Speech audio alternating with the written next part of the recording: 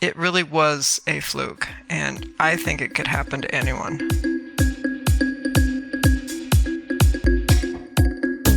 Welcome to the Strokecast. A Generation X stroke survivor explores rehab, recovery, the frontiers of neuroscience, and how to peel a banana with one hand. Hello, I'm Bill Monroe, and welcome to episode 99 of the Strokecast. If you're listening to this right around the time I release it, you are probably listening in May of 2020. And of course, May is Stroke Awareness Month. That gives you a great reason, or, well, excuse, if that's what you're looking for, to talk with folks in your life about the warning signs of stroke and remind folks to always be fast. That's to keep an eye out for the different signs that someone may be having a stroke. Be fast. B is for balance. A sudden loss or change in balance can indicate a stroke.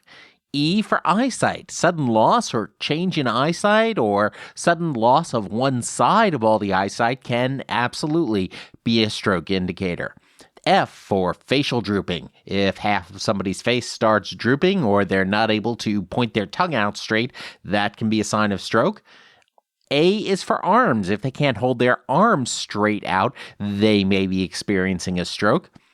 S is for speech. A sudden loss of speech or loss of language, whether that is comprehension or production, can definitely indicate a stroke. And T is for time. It is time to call an ambulance when you see any of those symptoms. So always remind folks to be fast. Balance, eyes, face, arms, speech, time to call an ambulance. Share that message with plenty of folks that you know because, as you probably know if you've been listening for a while now, time is critical when it comes to stroke recovery. The faster someone gets to appropriate medical care, the better their chance of survival and the better their chance of avoiding some long-term disabilities.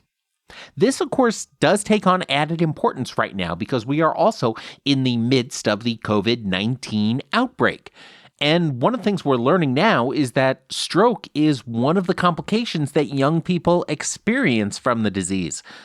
According to recent reports, COVID-19 is causing blood clots for some reason, regardless of age, really. So anybody who may be infected with COVID-19, the current coronavirus, I mean, it is extra important to recognize the signs of stroke. And it's extra important if you have someone in your life who may have contracted COVID-19, that you and everybody around them understand how to be fast. Balance, eyes, face, arms, speech, and time. To learn more about stroke and COVID-19, be sure to listen to episode 98, where I spoke with physiatrist Dr. Kimberly Middleton. You can find that over at strokecast.com/COVID-19. And that brings us to this episode. And in this episode, I talk with stroke survivor, author, and former marketing consultant, Marcia Moran. That sort of makes her my kind of people. We talk about her stroke from 2014 and her post-stroke life and the importance of being an advocate. So now, let's hear from Marcia. So Marcia, thanks so much for joining us here on Strokecast in this episode. Thank you so much for having me, Bill. Yeah. So let's start with, what was your life like before your stroke? What were you doing in the months leading up to that and into that day? So I had my own business. I'd started it in 2012, and I really loved being with my clients. And I just had I'm going to say it's a carefree life until I woke up with my stroke. And when I woke up, I actually didn't know that I was having a stroke. So it was quite a surprise to me when the paramedics said, "When did she have her stroke?" Yep. And a wake-up stroke instantly or generally puts you right outside the window for most of the modern treatments. Exactly. Yep. So it's interesting to say that because I actually would have had another brain bleed if they'd given me the TPA. Yeah, that's that's one of those other things too. There used to be common wisdom that if you thought somebody was having a stroke, you should give them an aspirin. But if you don't know what kind of stroke they're having, that is a terrible idea. So what happened on that day once you woke up? So the first thing I did is I saw that I felt kind of weird. So I reached over for my phone and texted Rochelle because I knew I wasn't going to meet her for breakfast that day. And when I got done texting, I looked at it and I said, that's really funny because I can't read this. So I put the phone down and I said, I'm going to text her later. I rolled over and I had the most excruciating headache imaginable. And despite that pain, I fell asleep again. The next time I woke up, I was in serious trouble. So my entire right side had gone paralyzed. And I knew if I didn't get up and get help, I would probably die. So I rolled myself to the floor and I grabbed the carpet with my left hand, and I pulled myself over to the door. And I reached up to the doorknob because the door was closed, of course. And I don't know how many times I reached up, but I finally snagged it and it snuck open. All of a sudden, I knew that I was so tired, I just had to take a rest. And I don't know how long I rested, but I finally made it out the door and down the hall until I ran out of gas completely. My husband was downstairs. It was Sunday. So I was laying on the floor and I knew that he would come up for something to drink. So I just hoped that it would be soon. And all of a sudden I heard crash. And I don't know what fell, but my husband came up and said, Marcia, are you okay? And that's the point where I realized I couldn't speak. And he looked at me and he said, can you talk? And he heard nothing from me. So he said, I'm going to call 911. And I nodded, yeah, please do that. And after he got done calling the paramedics, he took around the upstairs to see what he could find, and there was nothing. So he came out and he laid down or sat down by my side until the paramedics arrived. I lost consciousness on the way to the hospital, and the first thing I knew when I woke up was they'd put me in a hospital gown. I had a big needle in my arm, and my husband was there. And the most important thing was I saw my husband.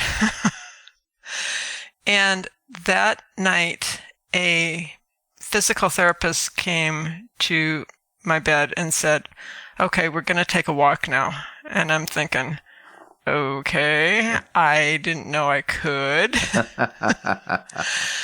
But she got me upright with my husband, and she put a large belt around me. And I had gained some momentum in my right leg, so she held me up while I clomped around the nurse's station. And the best way I can describe that clomp is from Young Frankenstein. When yeah, Igor goes down the stairs, clump, clump, clump. That's how I felt. But I got back to the bed and I felt right asleep again. So I would say that's one of the things I most remember about the hospital. I also remember that my husband was there from opening in the morning until closing at night. And he didn't leave me until they made him. So I think I'm very lucky. You know, just getting into that therapy and that rehab, starting at within hours is Right. just so important and helpful for that faster recovery. Yep. So I wasn't terribly thrilled when she said, let's take a walk, but I am now. So did they figure out what caused your stroke? So it's a little weird. I had a carotid artery dissection. So a small piece of the internal part broke off and it formed a blood clot. And when the blood clot flowed free and went to my head, that's when I had a stroke. Now, 1 to 2% of stroke patients have it. So when I asked them, why did I have a stroke? They said, we really don't know what caused it other than you had this dissection. So I think it's really important for people to know that I exercised 4 or 5 times a week. I was very thin, so I didn't have a cholesterol problem. It really was a fluke, and I think it could happen to anyone. When I talk to a lot of younger and healthier survivors, those carotid artery dissections are something that comes up a lot. So, I mean, what I tell folks is, look, protect your neck. Don't let the chiropractors do the neck manipulations. If you're in a car accident or you suffer severe neck trauma, keep an eye out. Definitely remember your BFAST, your signs of stroke, balance, eyes, face, arms, speech, time to call 911, because those neck injuries can lead to some pretty severe consequences. Not even that day, but, hours, days, weeks later. Right. And sometimes you just never know what caused it. Yeah, well, I've been in a number of accidents. Unfortunately, I think every time I buy a new car, it has something on the car that says, hit me. So I have been in a number of accidents, but it was a very long time since the last one. And so I really don't know if that was a cause. There's no way for me to know. Right. And that can be frustrating because it becomes very difficult to prevent something like that from happening again. When you don't know the cause, but at the same time, you can't beat yourself up looking for it, since ultimately knowing what caused it back then is not going to get you back or get you the results you need today. Right. So the way I look at it is, I've had my stroke, it's over, let's move on, and I don't even think about having a second stroke. Now, if I do have it, I'll deal with it then. While you certainly don't want to lose more brain in the process, you'll be in a little bit better position because you'll know what's coming, and you'll have a better idea, and you'll be like, okay, I guess I'm getting the gait belt again, and I guess I'm going through this again, and right. So what's your favorite memory of your time in rehab? Oh, that is a tough one, because my rehab hospital was incredible. The people were very kind to me. So I think I'm going to say my speech therapist was my favorite activity. Although I did very poorly in speech, it didn't matter to her. What mattered to her was that I tried. And that was good enough for her. And I tried very hard, although it doesn't look like it if you think back, because I was aphasic. A lot of times when she asked me a question, I sat there and didn't say anything. But I tried. I tried to say something. Yeah, I was going to say that's the thing. A lot of the therapists that I know I've encountered and then I've talked with other folks about, if you're trying and if you're putting in the effort, they are so thrilled with that because it's doing that work. It's trying. It's that trying to get better, trying to get it done. That's where the recovery happens. And it's got to be super frustrating for them when they're working with somebody who isn't trying and isn't putting in the effort and has given up. Yeah, I think that's the difference between the people who get better and the people who don't get better. So the people who get better try every single day. And it may feel like they're not getting anywhere, but eventually you've built up so much brain power, you finally know how to walk again, talk again, snap your fingers again. The people who give up only get worse. So I think it's a clear decision that you, the patient, has to make. I'm going to get better, and I'm going to work on it every single day. Yeah. The brain is going to send the energy to where we want it to and where we're willing to let it go and focus on, not necessarily directly to where we want to recover. So if we want to recover, the right attitude and the right approach doesn't guarantee recovery, but if you don't have that right attitude and that right approach, you're not going to recover. Right, exactly. So, you mentioned the clients that you loved before your stroke, and you've got this background of working with entrepreneurs, and we talk about what can be a very intense group of folks and clients. How did your background in working with them sort of help your recovery? So first of all, I thought I'd be better by my first anniversary. And so I worked backwards from there. Okay, so I'm going to run already. In fact, I think I'm going to do a 5K on my first anniversary. Woohoo! So I had a lot to look forward to. So I worked on it every single day. And when I got to my first anniversary, I was nowhere near running. So I said, okay, that's fine. I will make it by my second anniversary. So I set a long-term goal for myself. And then I broke it down into the little goals that I had to do in order to get to the long-term goal. So I had to learn to walk again. Okay, when I started learning to walk again and I got to where I didn't have to think about moving my leg, I thought about, okay, now your arm has got to move. So I'm thinking forward, back, forward, back. So it was a process where I'm building from the low level to the higher level functions that would get me running again.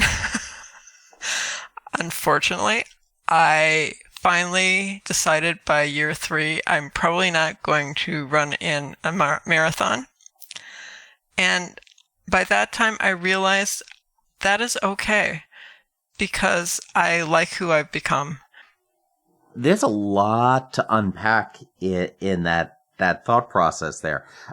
First of all, I chuckle because, I think, with my own recovery, it's like, oh yeah, I'll be doing this, and this by 6 months. It's like, oh, nope. And I think that's kind of a common experience. But the other thing that I think is really interesting, and to talk about is that our therapists set goals. In my hospital, there's this big whiteboard at the foot of the bed where they put down that I was a 2P max transfer, weight, key stats, and goals. And therapists talk about goals. And I've talked about SMART goals in previous episodes. You got to set goals that are simple, measurable, achievable, relevant, and time-bound. And you did that. And this is one of those things that it's not, this goal-setting process, this is not a medical or a rehab or recovery type of thing.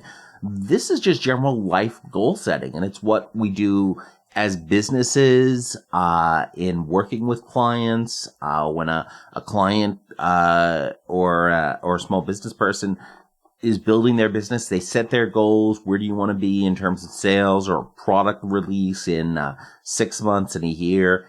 And then you took that and you built a work back schedule. If I want to be here within a year, where do I have to be in 6 months? What do I have to do by then? What do I have to do in 3 months? And that's the plan to get there. That's how you get there. And sometimes you don't get there. It's like, okay, so you can reset a new goal and you can readjust, or you can pivot to, okay, what is the new normal? Am I happy with this?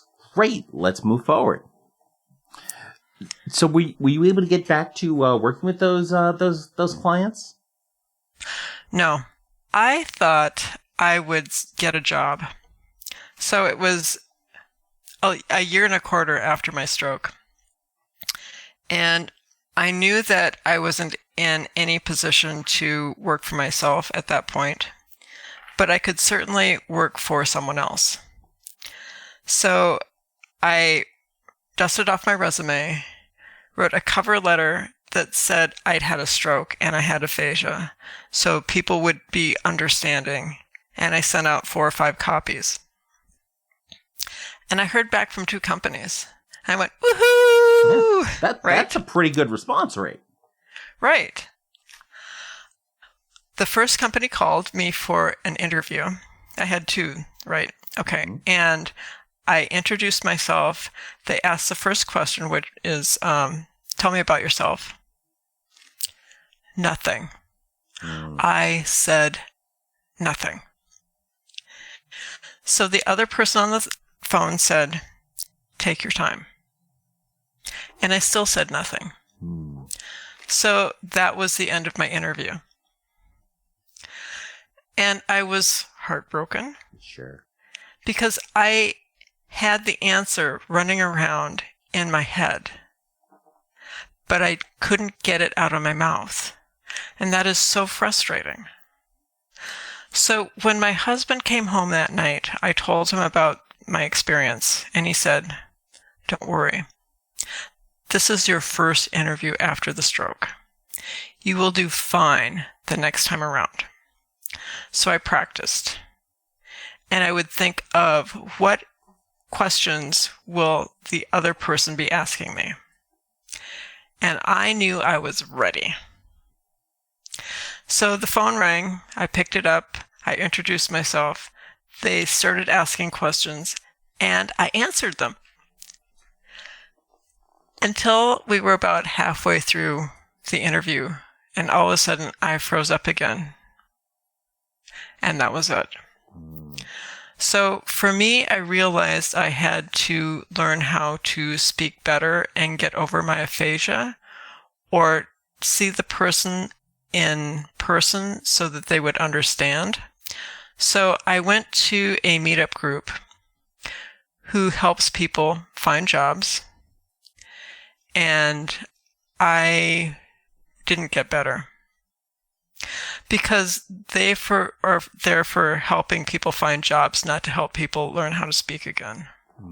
So I decided I would go to another meetup group that is just around the corner from our house. And there they require you to say your elevator speech every meeting.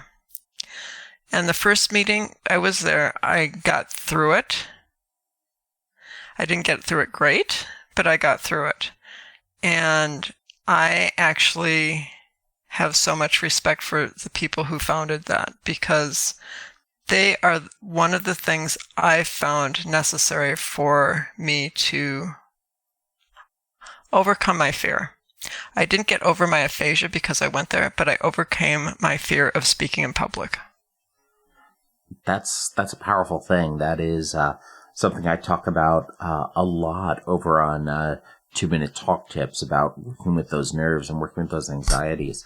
I think there's also a ton that happens when you go to a group like that, especially on a regular basis. When I was looking for work, immediately before and after my stroke as well, I went to one on a weekly basis, and just having to introduce yourself and give that elevator pitch over and over again, it also, in my experience, it helped me refine my message. It went from, a couple of minutes long type of thing to a very short, succinct, what do what do I do that I want to do? I want to speak, write, train, and travel, and I host these shows and do this and this and this.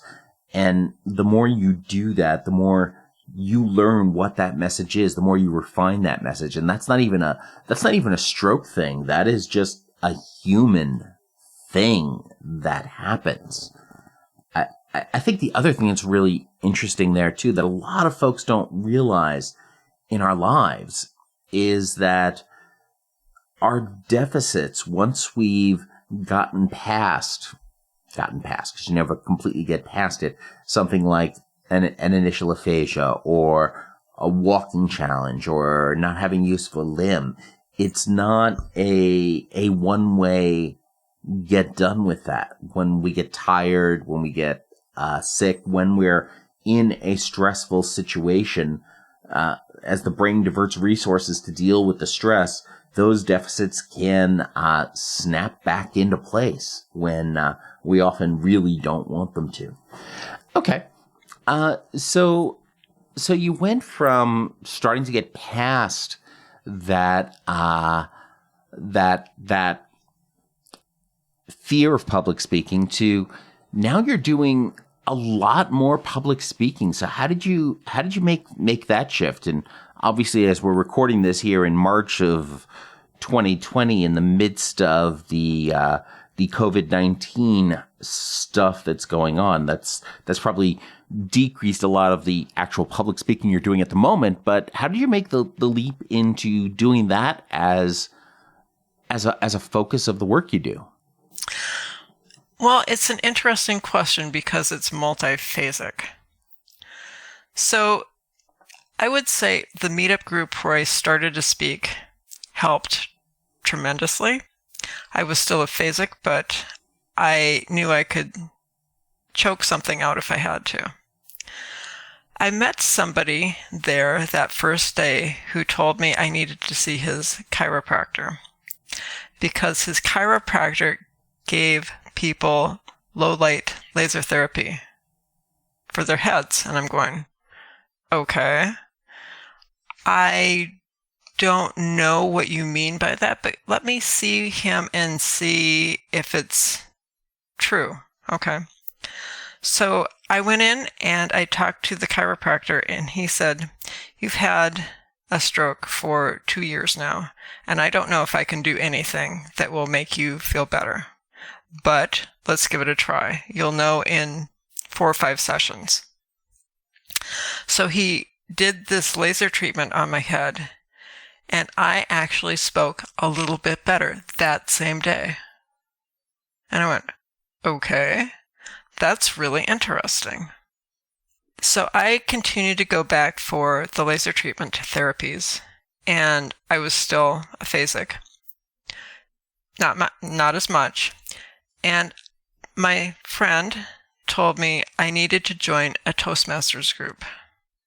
And I went, well, I'm not really sure I want to, but I'm going to go and try and see what they're like. So I went to the Toastmasters group and I fell in love. They were so friendly and caring, and I joined that day. Now, I didn't give my first speech for 7 months. And when I stood up to give my speech that first day, or that first time, I didn't know if I would actually be speaking or if they would be looking at me. And so I said the first sentence of my speech, and it went really well, and I went, woohoo! I started the second sentence, and mid-sentence, I froze up, and I couldn't get it out. That happened 6 times before I actually got the second sentence out. I finished my speech, and I sat down, and I felt marvelous because I had actually finished my 6-minute speech. So I was still aphasic, better but not 100%. It was the summer of 2017, and I had a different chiropractor tell me, Marcia, you have got to try neurofeedback. And this is why. You go out and you have to look at the company who manufactured it, and their website will tell you everything you need to know. So I did, and it said ADHD, depression, all sorts of things, and stroke. And the thing that really caught my eye was that 85% of traumatic brain injury patients saw recovery. So when I went in for my first neurofeedback session, he did tell me, I don't know if this will make you better or not, but we're going to try. And after the first session, I was better. It took me 16 neurofeedback sessions to get to the point where I'm at now. And I am so pleased because instead of having the words run around and in my head and not come out, or to say something that's different from what I want to say, it's a world to me because I feel like I can be heard and seen again. The problem with aphasia is that every time it doesn't work and you say something less than you want to, or you don't say something at all, a little piece of you goes away. And so you become smaller and smaller and smaller over time. At least that was my experience. We don't think a lot about the importance of having our voice until it's gone. And yet at the same time, when we look at, the growth of social media over the last 15 years among everybody in the world, really, ultimately it's because we don't necessarily know this, but we all have this desire to be heard, to be recognized, to be accepted. And that's why we're all, sharing pictures of our lunch on Instagram and whatnot. But it's that intense need to be heard, and living with aphasia, that's got to be the most, one of just those incredibly frustrating things is not being able to share the thoughts not in your head, not be able to share and not be able to be heard. Yep. It's frightening, actually, because that makes a person want to stay at home. And I chose to go out despite how it made me feel because I wanted to get better. Yeah. And that staying home, that curling up when we're not under stay-at-home orders from the government is really that's sort of one of the worst things that you can do is just retreat into yourself instead of, getting out and having some contact with the world. Yep.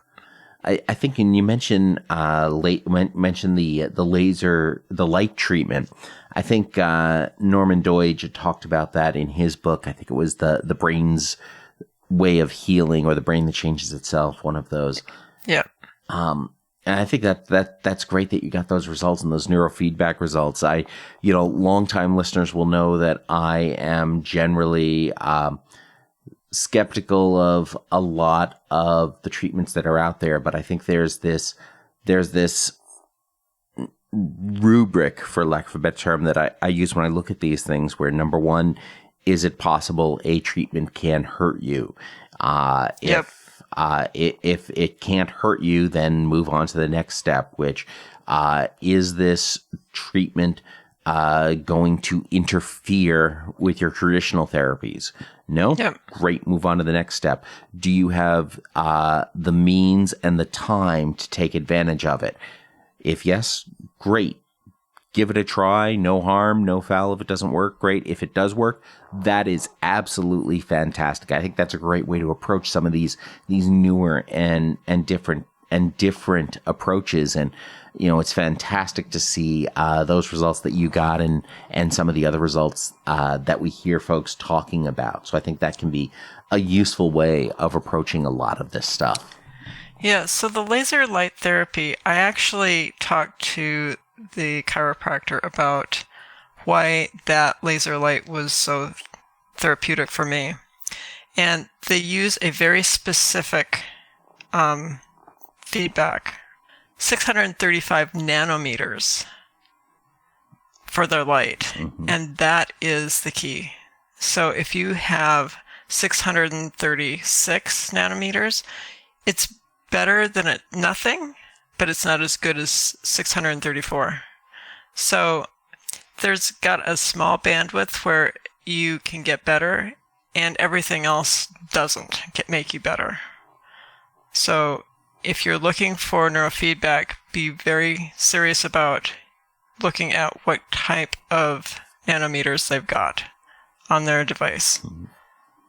Yeah, and a nanometer is 1/1000th of a meter, Right. which is incredibly small. And we talk about things like wavelengths of light. That is basically how how scientists define color. It's, what is the actual physical wavelength? How long are those waves and things like that? And it's a fascinating space. Yeah. So you're also doing a lot of work now with brain injury services. What does that work entail? Well, I go out and I sit there and listen to the people giving stories. That's what I'm doing there. If they are stuck in a place, I help them hurry along so they get finished on time. I help them find their cars.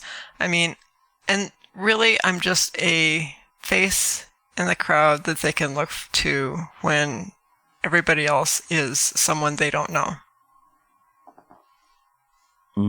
So when you're in the crowd, are they then trying to give their own talks? They give their own talks, yes. Okay.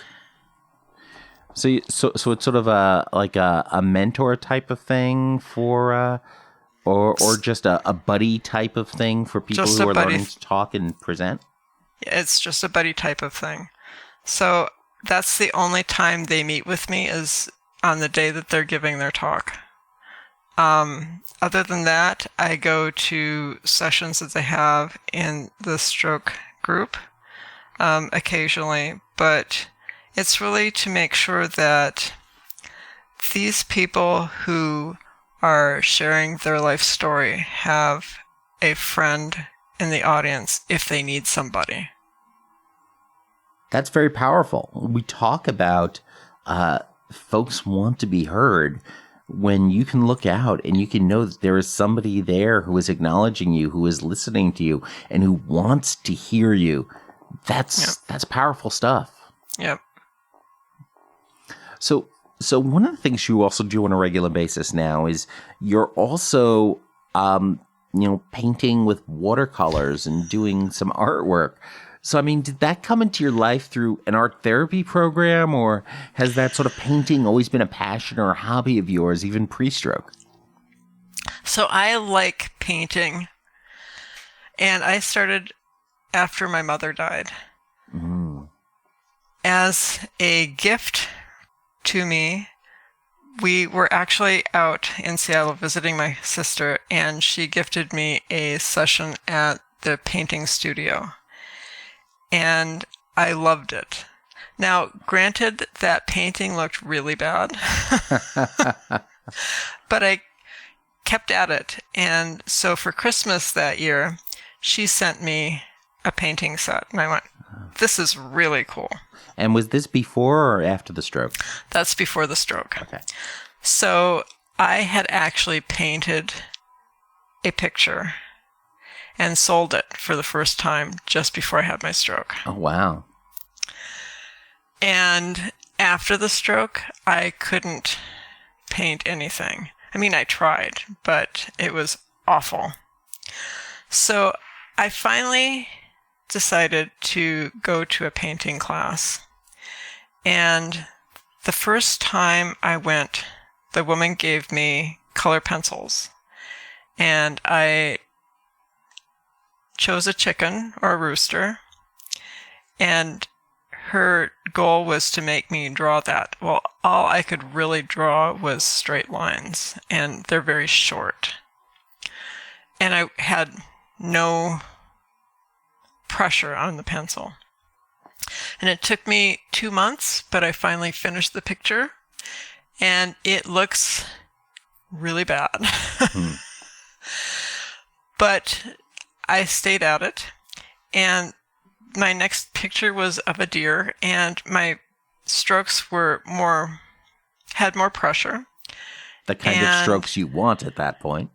Yeah, strokes I wanted, yes. And I was learning to do curves in my drawing, and that one took me 2 months.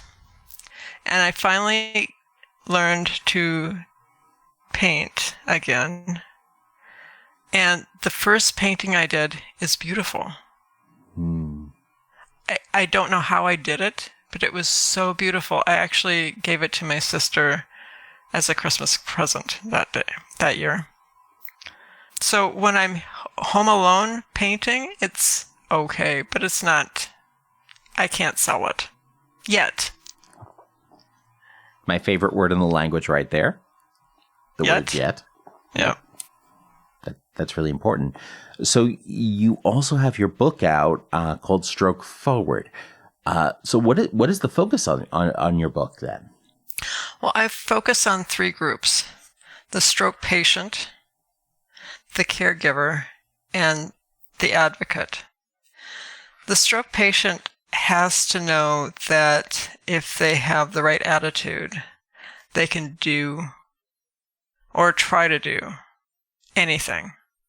It might take them a while, but I believe that if you think you can do it and you keep trying at it, you can eventually get somewhere.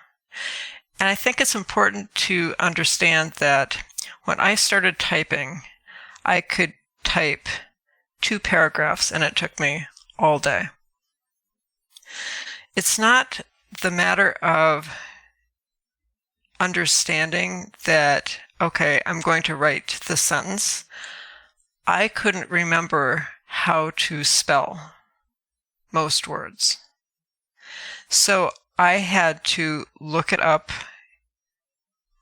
online in the thesaurus, and sometimes I looked in a paper thesaurus. And you have to remember close enough, or else you won't get the word. So if you don't have the first 2 or 3 letters correct, you can't get the word. So it took a long time for me to write the book from a physical standpoint, because now I know the word, I have to type it. And I kept getting my right hand out of place and typing the wrong word time after time after time. So it's type, go back, and go, I've got to do that again, type again, no, that's wrong. So it took a long time that way, but it also took me a long time emotionally. So when I got done writing the book and I read it, I didn't like it. There was no emotion in it. Now, I felt some emotion, but I couldn't put it down on paper. So I put the book aside and waited about 6 months, and then I picked it up again and I rewrote it. And it was better, but when it came to talking about my family, I couldn't emote enough. So I had to put it down again. And finally, on the 3rd time, I created something that I thought was, to me, beautiful. And then I had to share it with people. So I had my sister do some, I had my husband do some, and I had some friends and a couple of my doctors write a little bit. And their stuff was great, but I had to go out and I had to ask everyone who I mentioned in the book, do you want to be part of this? Because if my friends and family didn't want to be part of the book, then I'd have to sit down and rewrite it again. Right. And I needed everyone to sign a release form so that I have proof that they told me you can write about me in your book and be good about it. Mm-hmm. And if they didn't want to, then I wouldn't have them in the book. But the really interesting thing is everyone said yes. That's awesome. Yeah. So by the time you're doing this third draft, how long after your stroke is this at that point? It's probably about 4 years. About 4 years. Yeah. So it definitely takes a while to get to that point. Yeah. To do that, and then to be able to express those emotions and things like that. So it sounds like that was a great project to be a part of. Now, you mentioned you talk about caregivers and advocates. What is the difference between a caregiver and an advocate? Okay, so a caregiver is a person who takes care of you day after day after day. An advocate might be a caregiver, it might be a stroke patient, or it might be somebody who just wants to talk about how important this is for other people in society. So I think that I want to be an advocate for stroke patients. The way I became an advocate was I saw my husband become an advocate for me. And I took that from him to become an advocate for myself. So I'm the only one who decides if I'm going to work out every day or not. I'm the person who decides what I'm going to eat. I am the person who decides I'm ready to drive. But after that, I became the voice, I think, for people who have had strokes, because I want other people to remember that strokes can happen to anyone at any age. And there need to be some things in place for all of us to get better. So I think that I can stay home and say nothing and not be an advocate, which I'm not doing. Or I can look forward and say, okay, this is what it's like to have a stroke. And you need to pay attention because it can happen to you, or you, or you. Yeah, they just don't think about it because nobody has brought it to their attention, and we've all got this other stuff. I mean, those of us who are listening here and those of us who are creating content, we're talking about it, and it seems so obvious because we've lived this, we've had this happen to us. Right. But if you haven't had someone in your life go through this, you just don't think about it, and you might not know what you can do or what you can expect once it happens. Right. So you went through this process of writing it, setting it aside, looking at it again, and rewriting, which is, it's one of those things where it sounds like that can be one of those things that's challenged just with working through language and working with it through post-stroke life too. But that's generally a good practice for a lot of folks who write stuff. Once we write something, whether we've had a stroke or not, generally we're not going to be able to assess it right when we've written it. It's why we have that challenge where, you send it, the best way to find the typos in an email is to press send, because they suddenly show up after that. Because we can't see it until we set it aside. But when you set it aside and come back to it, that can be a really great way of seeing what's actually in there. And when you set it aside for those months, you're also doing a lot more recovery in between those times, which will change the narrative. So if I'd written the book and gotten out sooner, I would not have neurofeedback in it. And that was a major piece for me. And if I hadn't had neurofeedback to share with people, it would be 2/3 of a book. Because I wasn't done. So when it was ready for the world, and you're going through those releases and going through that whole process, obviously today there are so many more options for how we want to have a book come to market between traditional publishing, self-publishing, the hybrid models that are out there. And I've talked with folks who've done all sorts of different approaches. How did you choose the approach that you chose to bring that book to the world? Well, I looked into a woman called Diane Needham, and I didn't plan on having anyone help me. But after I heard her speak, I thought, I have got to have someone like her on my side. So I went to her, and she got somebody to do the book cover for me. So she had me choose what kind of photograph I wanted on the front. She helped me come up with the subtitle. She made sure that everything was put into the book appropriately. So there's chapters, subtitles. There's a couple places that look different. So maybe it's shaded, maybe it's surrounded by a box. So she helped me understand I needed to do all of those things. And then she also made me help me understand that I needed to have a real editor. And so I sent my book to a real editor. She chopped it up and sent it back.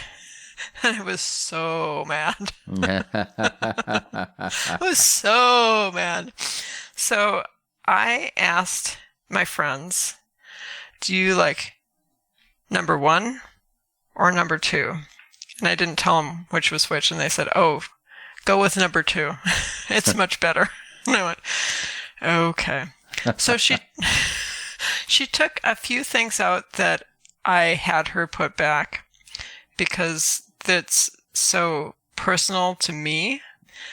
But I let a lot of the stuff that she said, it's just extra stuff that people don't need. I let her chop it. And she really did do a good job. I look at it again now, and I think I'm so happy that I went with her. So between these two people, they made my book exceptional. They really did.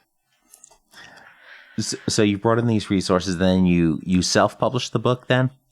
Yes, I did. Awesome. And how's it been doing for you? Well, put it this way.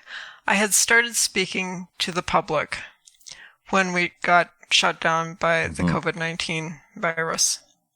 So I'm speaking on podcasts and doing the best I can. It was doing well. I think it will do better after we're in a place where we can go out and do public speaking again. But I'm happy. And that brings us to our hack of the week. I have a heating pad that is 3 feet long and 1.5 feet wide that I snuggle up to every single day. And it started because I had so much pain afterwards. And though I do have a little bit of pain still, I snuggle up before I go to bed because I just love the smell of lavender and the thought of just being comfortable and just falling asleep to it. So, Marcia, this has been great. If folks want to know more about you and what you're up to, where should they go? So my website is strokeforward.com. Strokeforward.com. And my social media is also strokeforward. So that's awesome. And we will have all of those links over in the show notes over at strokecast.com/Marcia. So Marcia, thank you so much for joining us this week. This has been great. Thank you so much. I appreciate having me, Bill. Marcia was also kind enough to send me a copy of her book, and I enjoyed reading it, so I will include a link to it in the show notes, where you can go ahead and find that book on Amazon. One of the things that jumps out about me in this whole process is how Marcia talks about the team nature of recovery. I think the narrative often follows the idea that stroke recovery is a solo affair. And in some senses, that's true. I mean, obviously, the most important thing that you can do in recovery is to develop the right action-oriented mindset towards your recovery. And then, of course, we have to go ahead and do the actual work. But what work? And how do we do that? Well, you see, that's where the team comes in. The PTs and the OTs, the doctors, nurses, and CNAs, the speech therapists and neuropsychologists, the caregivers and partners, the accommodating employers and the local support groups, and really so much more. Marcia talks about the therapists who helped, the folks she met at meetups, and the folks that she worked with at Toastmasters, and how they all played a role in getting her to where she is today. Toastmasters, if you're not familiar, is a group that comes up a lot on my other podcast, 2-Minute Talk Tips. You can actually listen to some of those conversations over at 2minutetalktips.com/Toastmasters. Ultimately, Toastmasters is really an organization that's designed to help people develop and grow their public speaking skills and their leadership skills. And it can be a wonderfully supportive environment for anybody who wants to improve those skills and wants to get better at those things. The other thing that comes up in this episode is how Marcia celebrates small victories in her recovery. You'll hear her say woohoo a lot when she talks about little steps that she's achieved. And that's really important. It's really important to celebrate those small victories. And it's sometimes hard to do when months or years after a stroke, we're still so far from our pre-stroke abilities. But it is those small steps. It's those small victories that are the path to our future, regardless of the level of recovery that we achieve. It's one reason also that I suggest taking a lot of pictures and selfies through your stroke recovery process, especially in the early days. And those may be some of those days where vanity really discourages us from doing that, but it's even more important then. It's because those pictures and those selfies and those videos will make it so much easier to see just how far we've managed to come in our recovery. Because when we're living that recovery day to day, when we're living that life, that becomes just normal. And we don't see the small improvements. We don't see the small changes because we're just going from one slight state of normal to another slight state of normal. But when we look back at those pictures from a month, 6 months, a year ago, that's when we can start seeing some of those improvements and some of those changes really stand out. So be sure to celebrate those little victories in your life. Check out Marcia's book, Stroke Forward, on Amazon, or visit strokeforward.com to learn more about her story and the importance of being an advocate. You can find that link and more over at strokecast.com/Marcia. Share Marcia's story with 3 other people by giving them the link, strokecast.com/Marcia. And of course, as always, don't get best, get better. Thanks a lot. I'm Bill Monroe, and I'll talk to you soon.